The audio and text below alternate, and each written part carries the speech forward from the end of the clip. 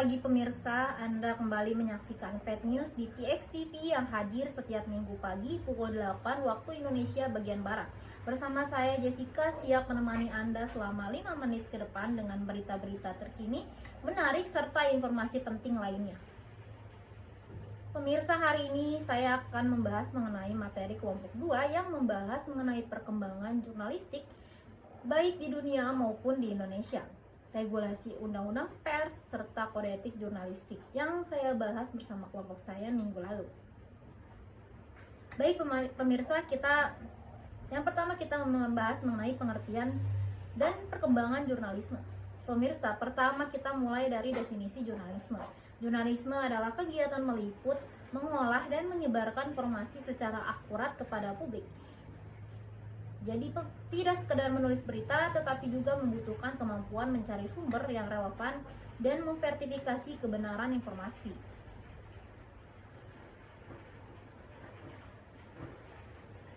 Secara global, jurnalisme berkembang sejak abad ke-18 dan 19. Pada masa itu, media digunakan untuk bisnis dan alat politik. Munculnya kantor berita seperti Reuters, AP, dan AP menjadi tonggak profesionalisme dunia jurnalistik. Kemudian lahir era Yellow Journalism oleh Pulitzer dan Hearst yang dikenal sebagai berita sensasional. Pemirsa, memasuki abad ke-20 muncul berbagai inovasi teknologi. Rekaman suara pada tahun 1899, radio tahun 1920-an, televisi tahun 1950-an, komputer tahun 1970-an sampai 1980 hingga media online di tahun 2000-an.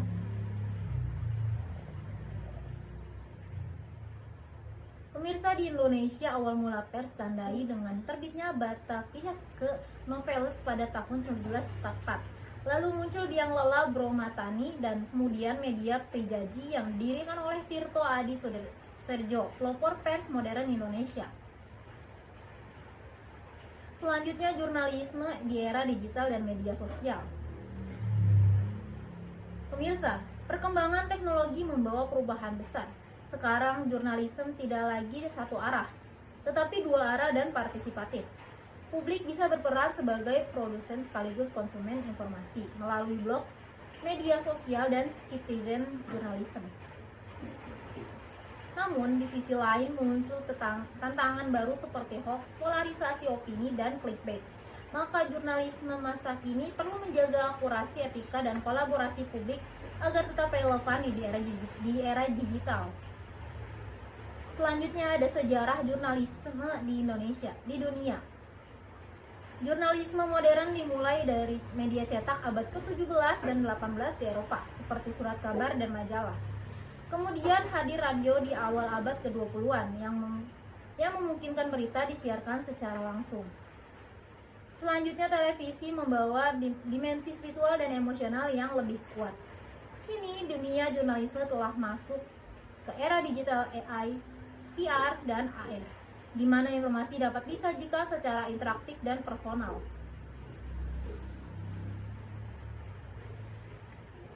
Berita selanjutnya, sejarah jurnalisme di Indonesia. Masa penjajahan, pers digunakan oleh Belanda sebagai alat informasi kolonial.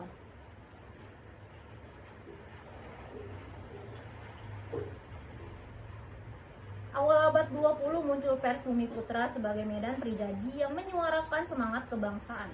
Masa kemerdekaan, pers berperan penting dalam menyebarkan proklamasi dan memperjuangkan kemerdekaan melalui berita.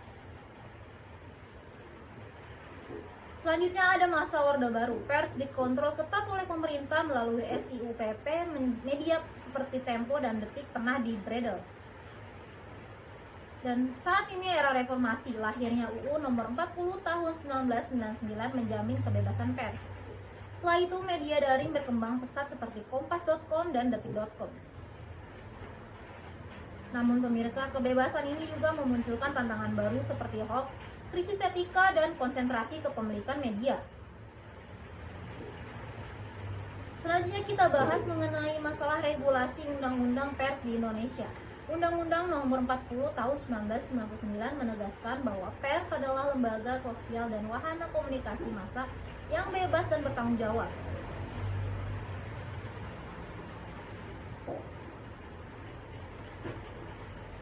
Beberapa poin penting dari Undang-Undang Pers antara lain, pers bebas dari sensor dan pemberedalan pasal 4. Perusahaan pers wajib berbadan hukum Indonesia. Menghalangi kerja pers dapat dipidana maksimal 2 tahun atau denda 500 juta. Kebebasan pers dijamin sebagai hak asasi warga negara.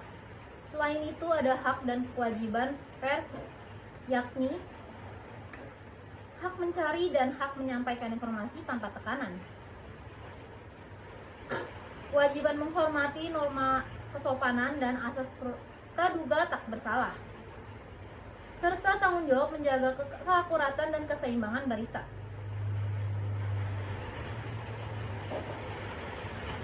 Pemirsa, Dewan Pers memiliki peran penting untuk melindungi kemerdekaan pers, menyelesaikan pengaduan masyarakat, dan menegakkan kode etik jurnalistik. Dan yang terakhir kita bahas mengenai tantangan regulasi di era digital.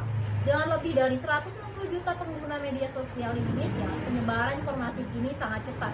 Undang-Undang ITE berfungsi untuk melindungi masyarakat dari konten negatif, tetapi juga menimbulkan kontroversi karena dianggap membatasi kebebasan berekspresi. Karena itu, jurnalis digital harus verifikasi data, menghindari sara, dan menjaga etika profesionalitas agar tetap dipercaya publik. Kode etik jurnalistik. Kode etik jurnalistik adalah landasan moral wartawan agar berita yang disajikan akurat, berimbang, dan menghormati martabat manusia. Beberapa prinsip pentingnya antara lain: independensi, tidak dipengaruhi kepentingan tertentu. Sertifikasi fakta, wajib menguji kebenaran informasi sebelum disiarkan. Menghormati privasi dan martabat narasumber. Anti plagiarisme, hak tolak dan off the record, dan hak jawab serta koreksi. Dan selanjutnya ada tanggung jawab sosial, yaitu berita harus mendidik dan memberi manfaat bagi masyarakat. Pemirsa, itu saja yang bisa saya sampaikan. Kurang lebihnya mohon maaf. Bisa Anda saksikan Head News setiap minggu pukul 8 pagi hanya di TXTV. Saya pamit undur diri. Wassalamualaikum warahmatullahi wabarakatuh.